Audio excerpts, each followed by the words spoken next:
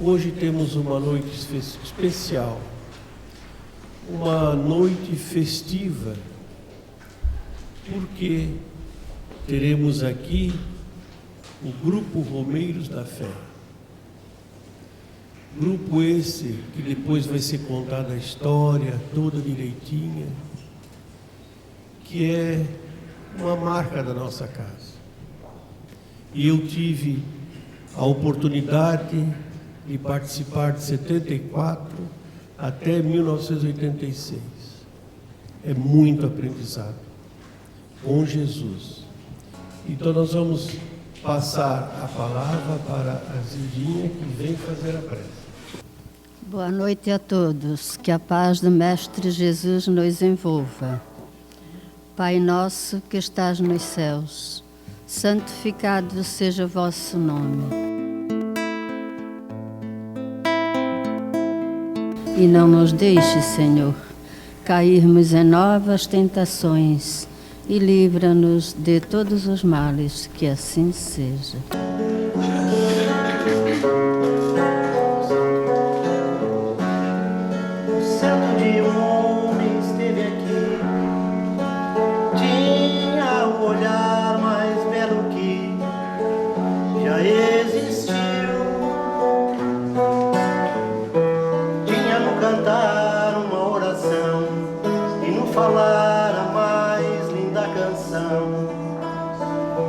Já se ouviu sua voz, falava só de amor, todo gesto seu era de amor e paz, ele trazia no coração. Ele pelos campos caminhou, subiu as montanhas e falou do amor maior. Fez a luz brilhar na escuridão, o sol nascer em cada coração que compreendeu que além da vida que se tem existe uma outra vida além, e assim renascer, morrer não é o fim. Tudo que aqui ele deixou não passou e vai sempre existir. Flores nos lugares que pisou e o caminho certo pra seguir.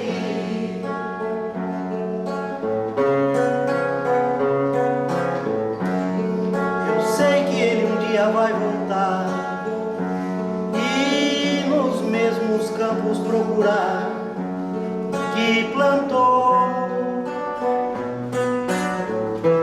e colher o que de bom nasceu, chorar pelas sementes que morreu sem florescer. Mas ainda é tempo de plantar, ser a flor do bem crescer em ti, pra lhe entregar. Quando ele aqui chegar, tudo que aqui ele deixou não passou e vai sempre existir. Flores nos lugares que pisou, o caminho certo pra seguir.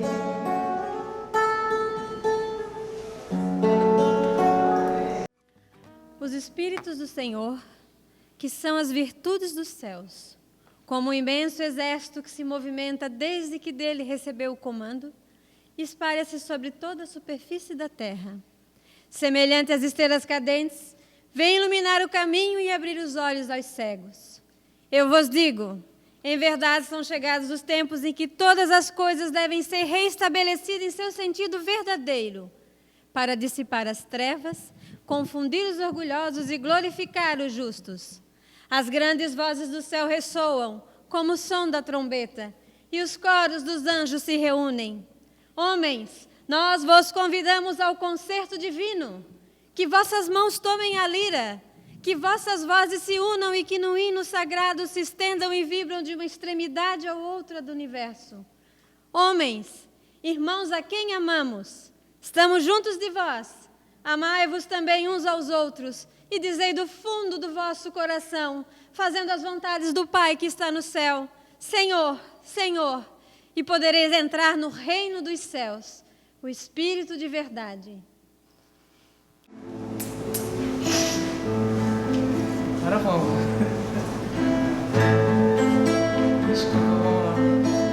Um sentimento me ronda, não sei dizer, tudo é novo pra mim. Meu coração se renova, sinto a esperança invadir o meu ser.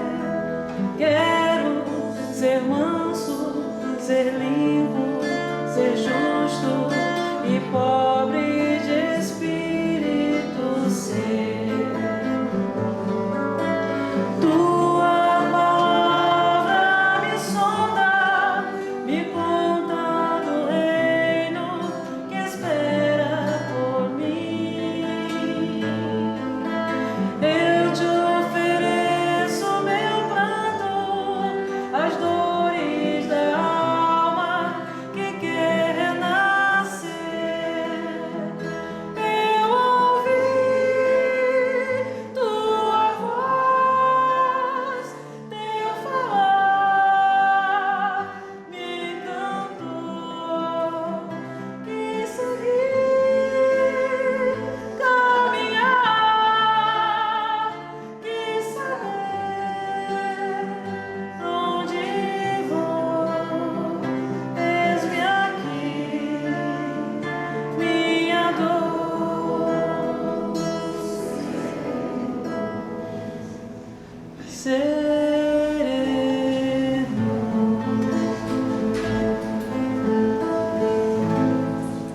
Uma mensagem do livro Jesus no Lar, pelo espírito Neio Lúcio e psicografia de Chico Xavier. Explicações do mestre. Em plena conversação edificante, Sara, a esposa de Benjamim, o criador de cabras, ouvindo comentários do mestre nos doces entendimentos do lar de Cafarnaum, perguntou, de olhos fascinados pelas revelações novas: a ideia do reino de Deus em nossas vidas é realmente sublime. Todavia, como iniciar-me nela? Temos ouvido as pregações à beira do lago e sabemos que a Boa Nova aconselha, acima de tudo, o amor e o perdão. Eu desejaria ser fiel a semelhantes princípios, mas sinto-me presa a velhas normas. Não consigo desculpar os que me ofendem. Não entendo uma vida em que troquemos nossas vantagens pelos interesses dos outros. Sou apegada aos meus bens materiais e ciumenta de tudo o que aceito como propriedade minha. A dama confessava-se com simplicidade, não obstante o sorriso desapontado de quem encontra obstáculos quase invencíveis. Para isso, comentou Pedro, é indispensável a boa vontade. Com a fé em nosso Pai Celestial, aventurou a esposa de Simão, atravessaremos os tropeços mais duros. Em todos os presentes, transparecia ansiosa expectativa quanto ao pronunciamento do Senhor, que falou em seguida a longo silêncio. Sara, qual é o serviço fundamental de tua casa? É a criação de cabras, redarguiu a interpelada. curiosa. Como procedes para conservar o leite inalterado e puro no benefício doméstico? Senhor, antes de qualquer providência, é imprescindível lavar cautelosamente o vaso em que ele será depositado.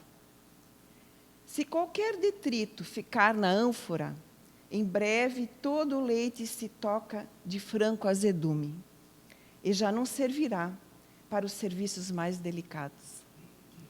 Jesus sorriu e explanou. Assim é a revelação celeste no coração humano.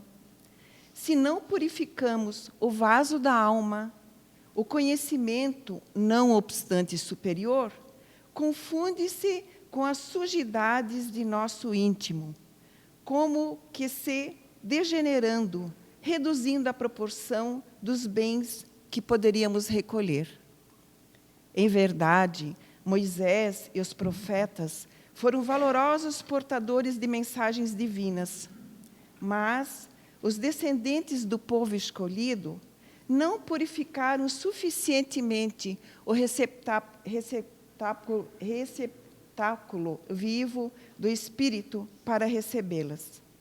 É por isso que os nossos contemporâneos são justos e injustos, crentes e incrédulos, bons e maus ao mesmo tempo. O leite puro dos esclarecimentos elevados penetra o coração como alimento novo, mas aí se mistura com a ferrugem do egoísmo velho. Do serviço renovador da alma restará, então, o vinagre da incompreensão, adiando o trabalho efetivo do reino de Deus. A pequena assembleia na sala de Pedro recebia a lição sublime e singela, comovidamente, sem qualquer interferência verbal. O mestre, porém, levantando-se com discrição e humildade, afagou os cabelos da senhora que o interpelara e concluiu generoso. O orvalho, no lírio, é diamante celeste, mas na poeira da estrada é gota lamacenta. Não nos esqueçamos dessa verdade simples e clara da natureza. É com muita alegria que a gente vem contar um pouquinho da história do Romeiros, né? Ainda que a gente tivesse todo o tempo da palestra disponível para contar e falar sobre o Romeiros, ainda seria muito pouco, né? Desde de 72 o grupo faz os seus trabalhos e sábado, né, todas as reuniões semanalmente elas acontecem, é feita a prece, é feito o evangelho no lar, né? Uma coisa que perpassa toda a história dessa casa. Muitos trabalhadores dessa casa passaram pelo grupo. Quando o dia que eu perguntei para uma colega, para a Patrícia, ela disse assim, olha, um grupo de trabalho da casa que muito bacana para a gente começar é o Romeiros, né? O grupo do Evangelho no Lar. Que grupo é esse? Você vai e conhece. E assim eu fui, apareci, muito sem graça, isso faz 6 anos aproximadamente, e comecei a frequentar, né? Então, esse grupo, ele tem, né, a história da casa tem inscrita, né, na sua essência o trabalho do Romeiros, né? E cada reunião, cada evangelho é de uma beleza incrível, né? É um trabalho simples, é um evangelho no lar, né? Assim, muita gente pode pensar, tá, mas o que tem de mais no evangelho no lar? É a beleza da prece. Quando a gente chega na casa das pessoas, a gente encontra o posto de atendimento espiritual já esperando, já preparado, tá? Os trabalhadores na espiritualidade já estão na casa, né? E aí eles nos recebem com um sorriso, né? Abraçam, né? O seu Valmir, então, muito querido, chega nas casas e as pessoas abraçam e escutam ele falar e a gente faz a prece, né? E o momento da prece é especial, né? Quando é feita a abertura dos trabalhos, né, que a gente se concentra e mentaliza a espiritualidade, o ambiente se enriquece, ele se enche de beleza, né? Flores começam a surgir no ambiente, a luz, né, e a paz toma conta não só da casa, mas da vizinhança também, né? E isso a gente leva para agir com a gente depois, sabe? Então, assim, fica na casa, mas fica conosco, né? E essa assinatura de beleza da espiritualidade, ela é a essência da história do grupo do Romeiros da Fé, né? E é um trabalho, assim, aparentemente simples, mas ele tem uma complexidade dentro do seu cuidado, né? Porque tem também a dedicação dos colegas. Muitos colegas, tem vários, né, que vieram, ficaram tempo, já foram para outros trabalhos, né? Atuam em outras casas também.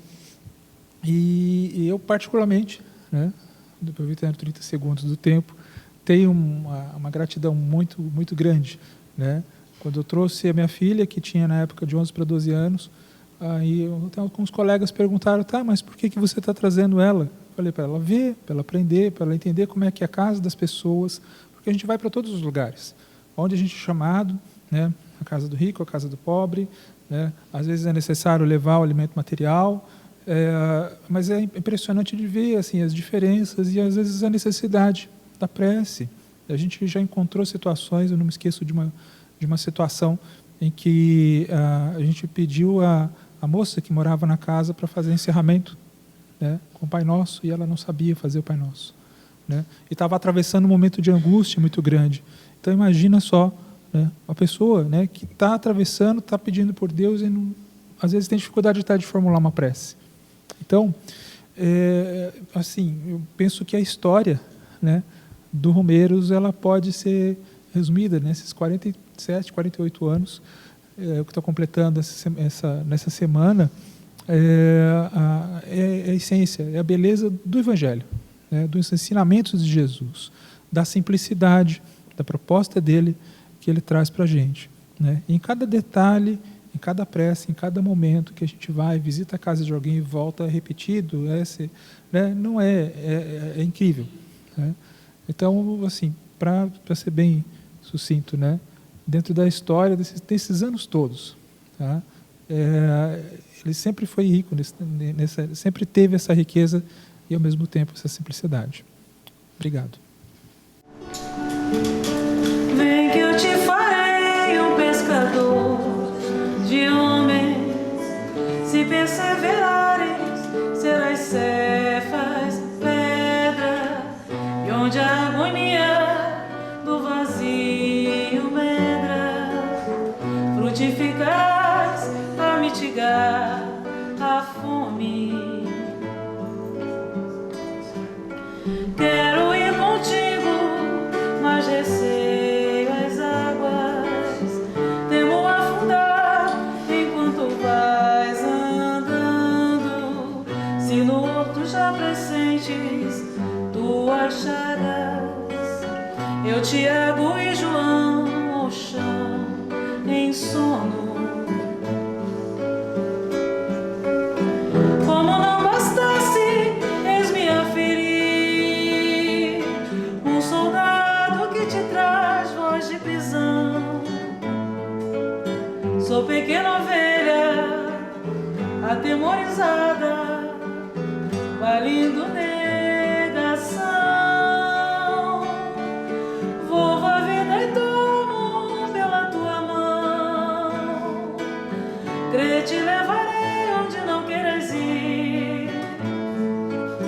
Pedro, tu me amas, Pedro, tu me amas, Pedro, tu me amas, e tu que és a rocha, constrói a minha casa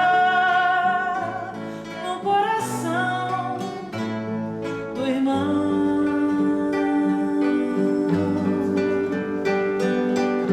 Ouve, Simão Pedro, morrerás em cruz.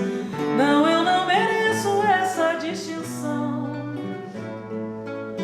Se depois do mestre mártires são troféus, e as mãos que ele tocou, os pés que ele lavou, apontarão os céus. Vem que eu te farei um pescador de homens, se perseverares, serás cefas,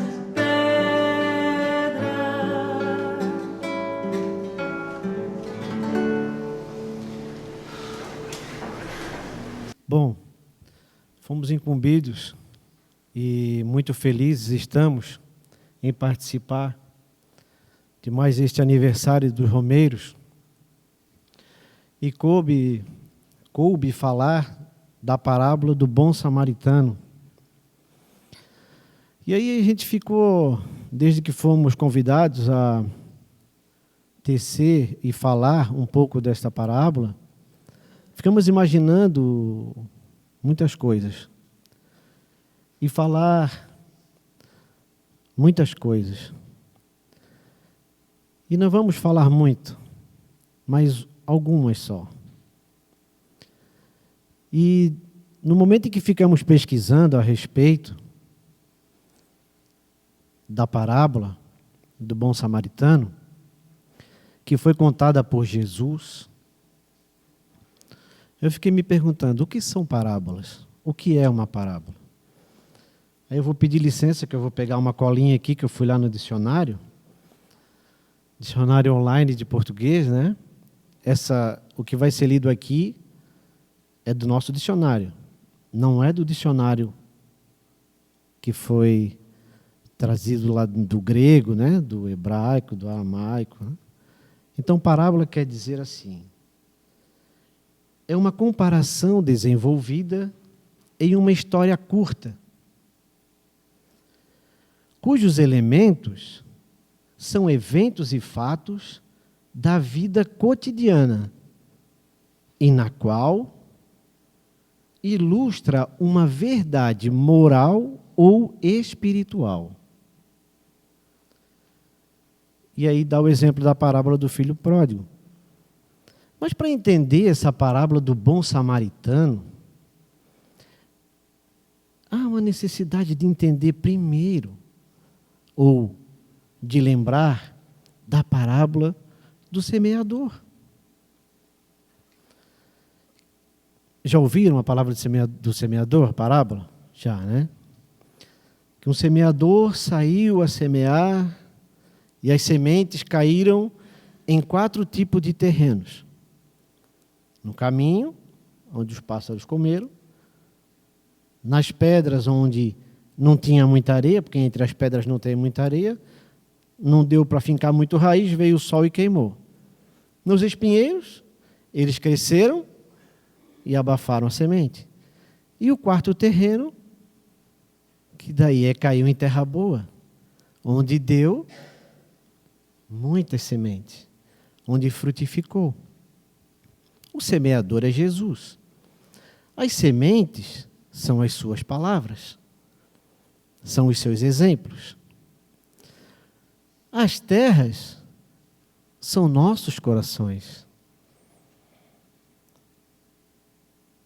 E a terra, a parábola do bom samaritano, ele é aquele que teve a terra boa. Porque um homem descendo de Jerusalém para Jericó caiu na mão de ladrões. E assaltaram, vilipendiaram, maltrataram, o machucaram. Se trouxéssemos para o dia de hoje, um homem desceu da comunidade, do bairro aqui do morro, ou foi do centro para o morro, poderia ser, não poderia? Porque as parábolas, como se fossem ensinamentos mais simples, mais básicos.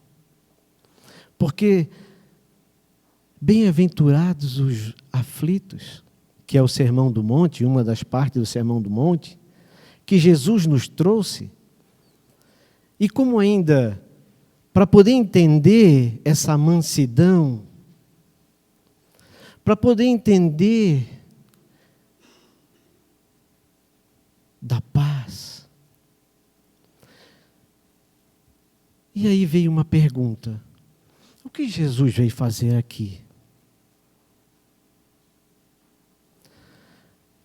Eu tenho uma leve desconfiança que ele veio ou que ele já está há mais de 2020 anos do nosso calendário, tentando remover ou mexer em nossos corações,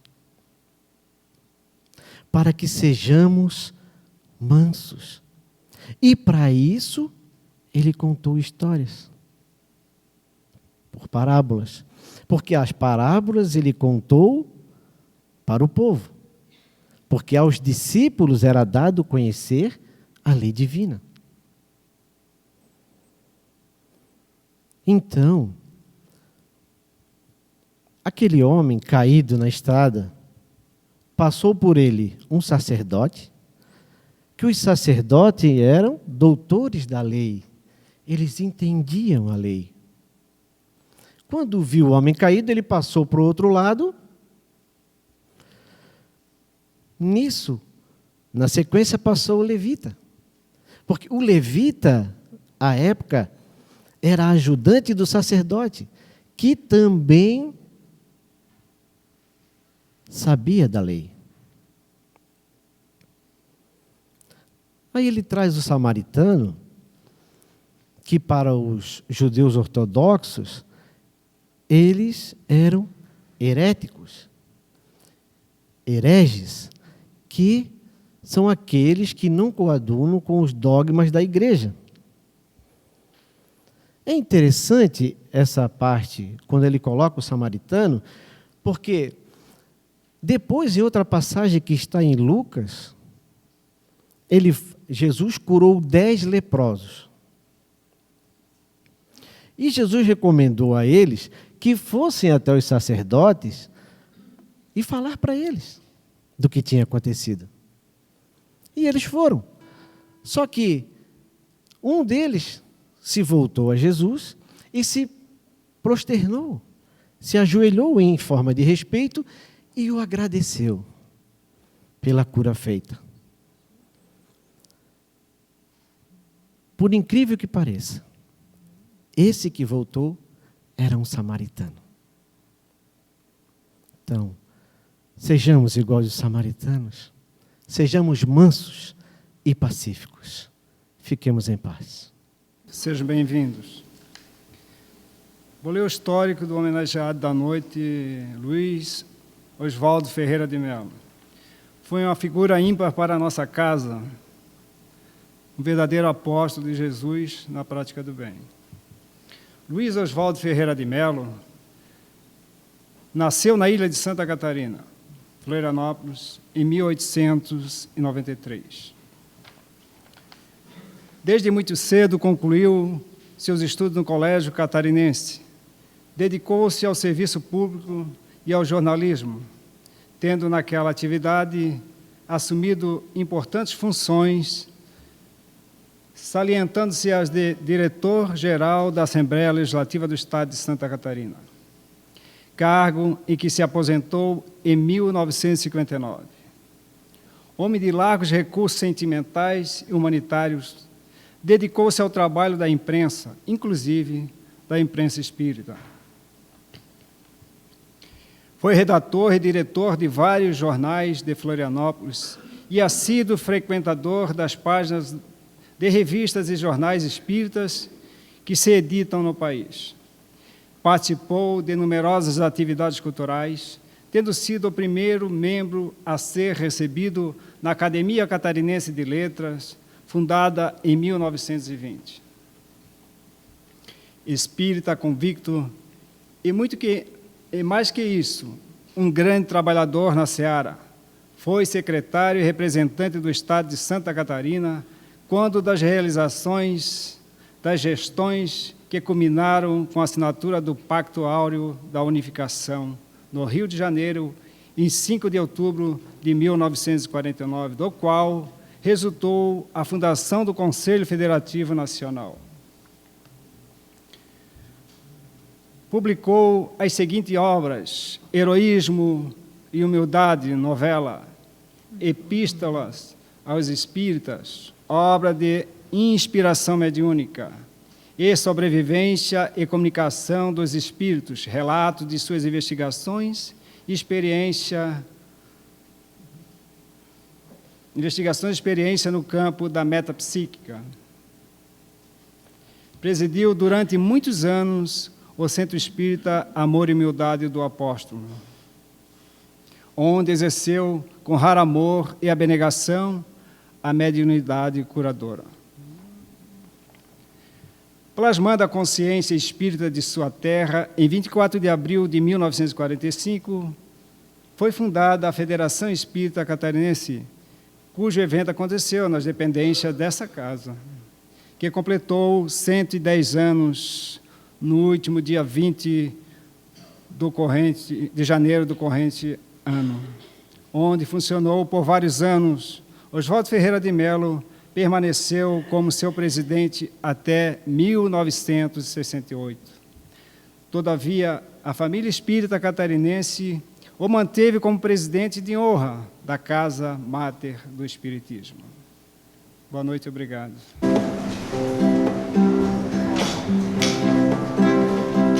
Ouvi o que vou te dizer, viver sempre vale a pena.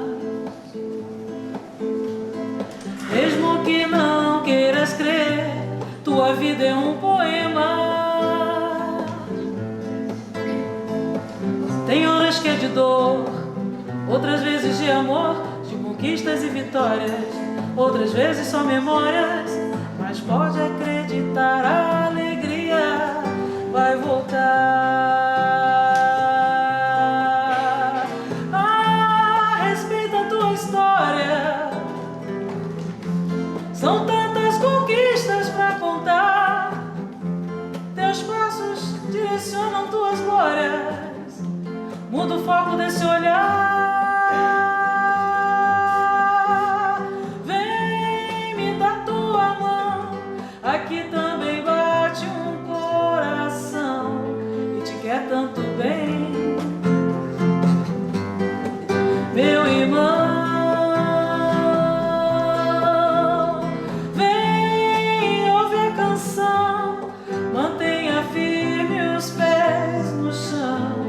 A vida oferece a chance de recomeçar.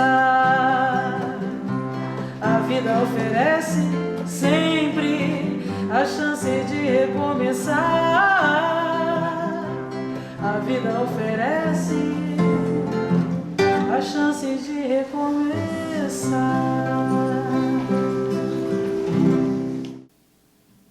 Caminhamos com Jesus. É muito importante. Na ânsia de encontrá-lo.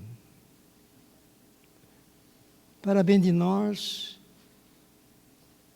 será tão bom lembrar a manjedoura.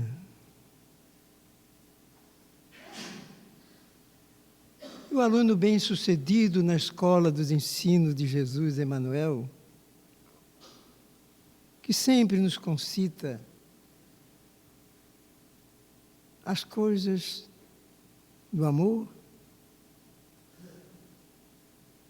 nos dá sempre oferecendo o melhor. E para tanto, melhor do que a manjedoura, pois a manjedoura nos oferece a mansidão e doçura de Jesus. É o cântico da grande alvorada de luz, nos ensinando a boa nova, e sempre a boa nova com as notícias pertinente às nossas necessidades, seja elas físicas, morais ou espirituais. Quem não tem, meus irmãos queridos, uma lágrima secreta e um coração tão aflito? Toda a humanidade E nós sabemos que temos o modelo, o mestre, o guia da humanidade. Eu poderia falar, atravessando a noite, ainda era pouco, mas nós temos um horário, e quanto à ordem e à disciplina, nos faz tocar dentro de nós mesmos, reconhecendo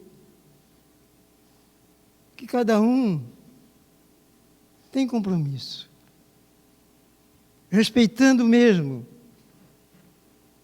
mas vamos ficar como assim? Bem juntinhos de Jesus, porque as suas palavras mansas, eu quero falar com o coração. Numa conversa, e todos nós, que possamos entregar o nosso óbolo, justificando essa graça de Jesus. Justiça, amor e caridade. É o colorário divino, onde a mansidão e doçura de Jesus está para todos, com essas palavras dadivosas de Jesus. Doce Rabi da Galileia, nos ensinaste tão bem essas palavras capazes de atender todas as nossas necessidades, físicas, morais ou espirituais. Siga o seu destino, ame a quem puder amar, dê a mão a quem chamar, tire a pedra de você e veja o sol nascer.